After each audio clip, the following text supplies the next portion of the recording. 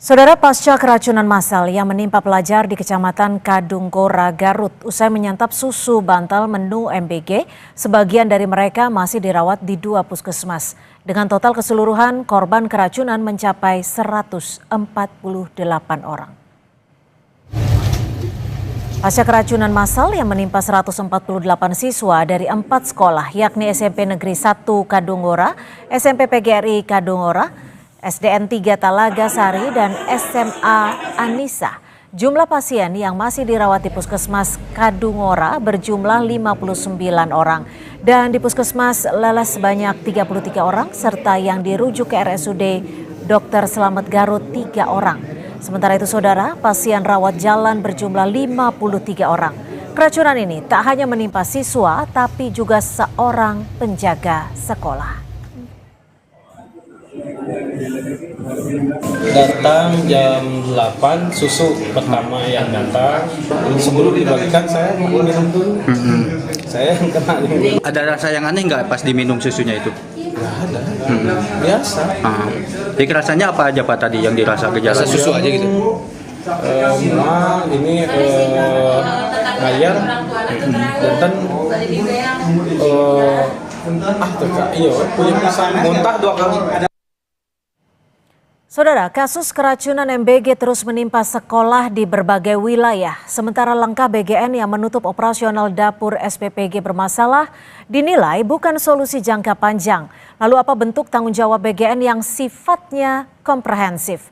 Kita bahas bersama anggota Komisi 9 Fraksi PD Perjuangan, Edi Wuryanto. Selamat sore Pak Edi, terima kasih sudah bergabung bersama kami di Kompas Petang. Selamat sore Mbak Cynthia. Ya Pak Edi. Anda tadi mengikuti raker bersama BGN, apa saja yang disinggung oleh BGN dan poin-poin penting apa yang dilaporkan?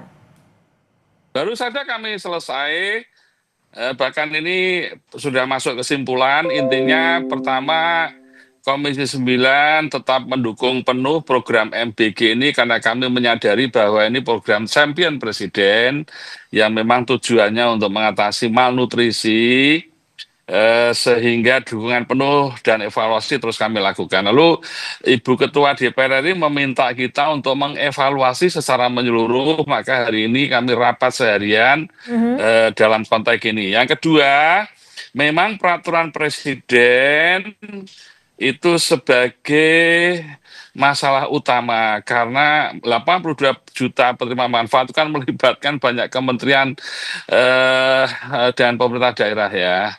Sehingga kami mendesak peraturan presidennya segera keluar, lalu tata kelola dan sistemnya itu bisa kita lihat dari peraturan presiden itu, pemerintah BGN melakukan apa, Kemenkes melakukan apa, BPOM melakukan apa, Kementerian BKKBN melakukan apa, pemerintah provinsi apa, pemerintah daerah apa, jelas diatur di dalam peraturan presiden itu. Nah yang ketiga, memang kami fokus untuk memperbaiki standar kesehatan dan keselamatan pangan. Ini syarat mutlak tidak boleh ditawar karena ini menyangkut keselamatan rakyat dan kami meminta BGN untuk melakukan komunikasi publik dengan baik karena ini menyangkut citra pemerintah dan citra presiden.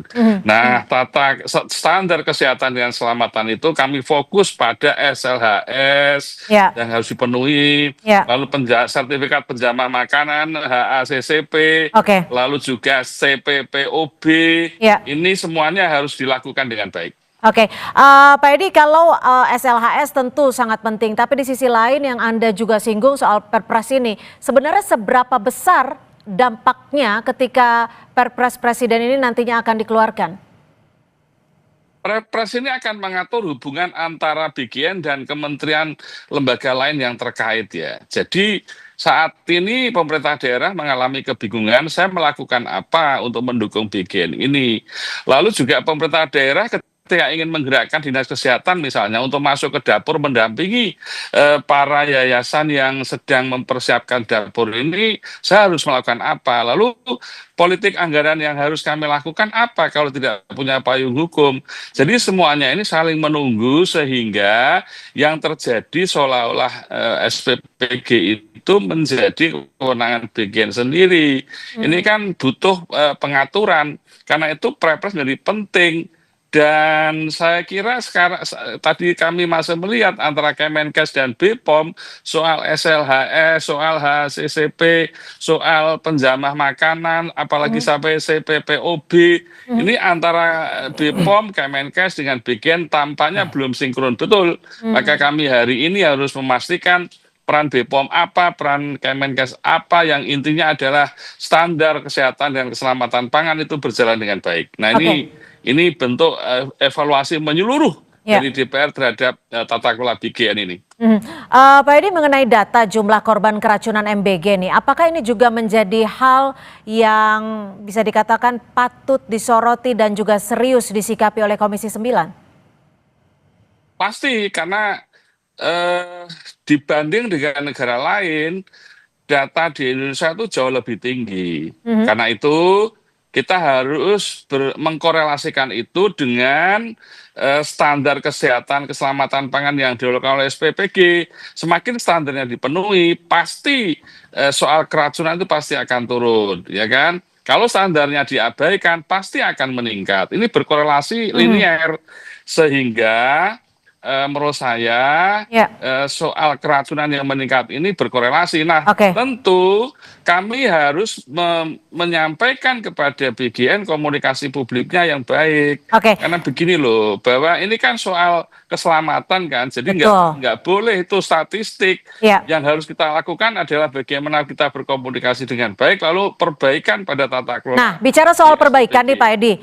apa saja evaluasi yang bisa dilakukan dan apakah salah satu solusinya untuk menghentikan sementara, jikapun tidak, apa solusinya? Mekanisme kontrol silang. Jadi BGN kan memiliki monitoring evaluasi internal tuh. Dia punya instrumen untuk melalui SPPU untuk mengatakan ini dapur layak operasional atau tidak. Itu kan oleh BGN sendiri. Tapi kontrol silang juga harus dilakukan oleh Kemenkes dan BPOM dong, sebagai lembaga di luar BGN yang menilai dengan instrumen mereka layak atau tidak. Maka hari ini kami sepakat penjaminan mutu internal oleh BGN dilakukan, kontrol silangnya mekanisme penjaminan eksternal melalui Kemenkes, Dinas Kesehatan Kabupaten, dan BPOM. Oke, berarti selama ini kontrol silang itu tidak ada ya Pak Edi ya? Masih lemah sekali. Baik. Dan itu terbukti di lapangannya kan, yang kemudian banyak soal makanan tidak baik, tidak layak, sampai terjadi keracunan. Baik, terima kasih Pak Edi Wuryanto, Komisi 9 dari fraksi PDI Perjuangan sudah berbagi perspektif di Kompas Petang. Selamat sore Pak Edi. Selamat sore.